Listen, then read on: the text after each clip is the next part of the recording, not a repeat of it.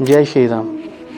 अपनी लाइफ को अगर 2-3 चीज़ों में समरी करना हो ना कि लाइफ कैसी चाहिए, तो सिर्फ 3-4 पॉइंट होते हैं जो अगर पूरे हो जाएं तो लाइफ बिल्कुल सेट हो जाती है। पहली चीज़ तो ये है कि हम सब चाहते हैं कि हमारी छोटी छोटी इच्छाएं जो हम जिस भी वजह से पूरी नहीं कर पाते तो वो पूरी हो जाएं। दूसरी चीज़ ये रहता है कि कभी कोई दुर्घटना ना हो, कोई घटना ना घटे, और अगर कुछ ऐसा हो भी जाए तो आराम से निकल जाए, कोई नुकसान ना हो, और लोग इज्जत करें हमारी, थोड़ा सम्मान हो, और कहीं कोई लफड़ा ना हो, फालतू के डर जो दिमाग में रहते हैं वो ख़त्म हो जाए। मतलब ये सब चीज़ें सेट हो जाएं तो लाइफ सेट हो गई।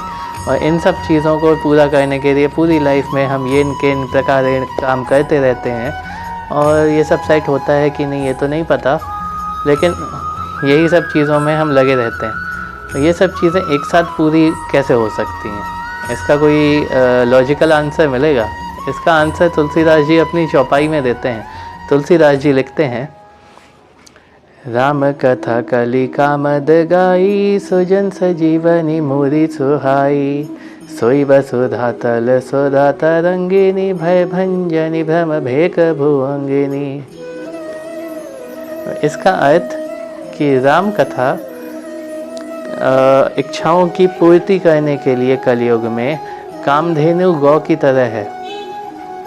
इसका विश्लेषण हम अभी थोड़ी देर में करते हैं, पहले पूरी चौपाई का एक अर्थ निकाल लेते हैं। तो इच्छाओं की पूर्ति करने के लिए कामधेनु गौ की तरह है, और सज्जन लोगों के लिए सुंदर संजीवनी जड़ी, सुंदर संजीवनी जड़ी, जैसे वो संजीवनी का सुना होगा आपने, लक्ष्मण जी को दी गई थी, हनुमान जी लेकर आए थे हिमालय से, वही संजीवनी।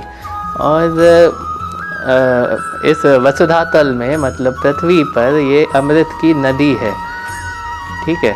और हमारे जन्म मरण के, मतलब जीने मरने का ये जो हमारा डर रहता है, उस डर को दूर करती है। और भ्रम रूपी मेढकों के लिए ये सर्पिणी है, सांप है। तो अब इसका विश्लेषण करते हैं। पहले तो उन्होंने कहा कि ये कामधेनु गौ की तरह है इच्छा पूर्ति करने के लिए, ठीक है। फिर कहते हैं कि सज्जनों के लिए संजीवनी है। तो अब इसका आप सीधा सीधा अर्थ ये नहीं लगा सकते कि हाँ जादू की छड़ी है, आपने सुन ली आपका काम हो जाएगा। आप कहोगे हैं ऐसा थोड़ी होता है। तो ये ऐसा कैसे होता है? ऐसा इसीलिए होता है क्योंकि जब आप राम कथा सुनते हो, राम के चरित्र का आप अध्ययन करते हो, उसका विश्लेषण करते हो, अपनी लाइफ में एडॉप्ट करते हो उस चीज़ को, तो एक स्थिरता आती है। स्थिरता ये कि कब क्या कैसे करना है, और जहाँ नहीं हो पाता, अपने हाथ की बात नहीं है, वहाँ पे कैसे समय पर करना है। तो ये जब चीज़ें सीख जाते हो तो ये छोटी छोटी झंझटें जो लाइफ की हैं ना, वो ख़त्म हो जाती हैं। और छोटी छोटी झंझटें जब लाइफ की ख़त्म हो जाती हैं तो फिर आपके मन से डर भी ख़त्म हो जाता है, क्योंकि जब आपको पता है कि जीवन मरण एक चक्र है, चलता ही रहता है, तो इस चीज़ को जब आप एडॉप्ट करते हो, उसको खुशी खुशी स्वीकार करना सीख जाते हो कथा सुनते सुनते, तो आपका जीने मरने का डर ख़त्म होता है।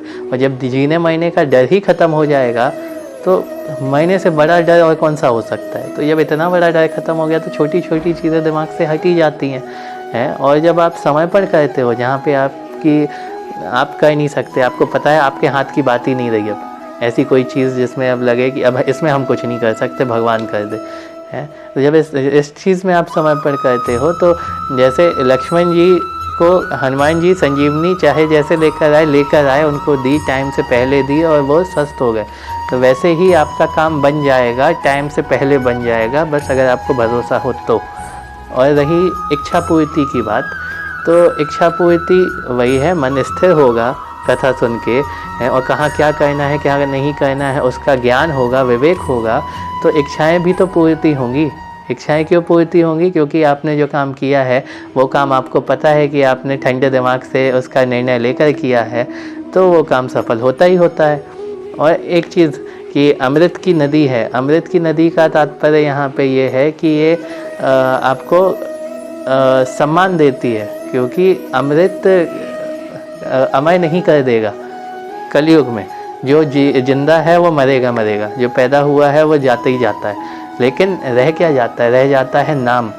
तो जब आपके काम उच्च कोटि के होंगे, स्थिर दिमाग से, स्थिर विवेक से काम करेंगे, तो आपको लोग आपके जाने के बाद भी याद रखेंगे। तो इसीलिए राम कथा को सुनना चाहिए कि उससे हमें जीने की एक कला मिलती है, जीने का सार मिलता है और अपनी समस्याओं का हल मिलता है। तो राम कथा सुनते रहें, हमारे साथ जुड़े रहें। आपसे फिर मुलाकात होगी। जय श्री राम।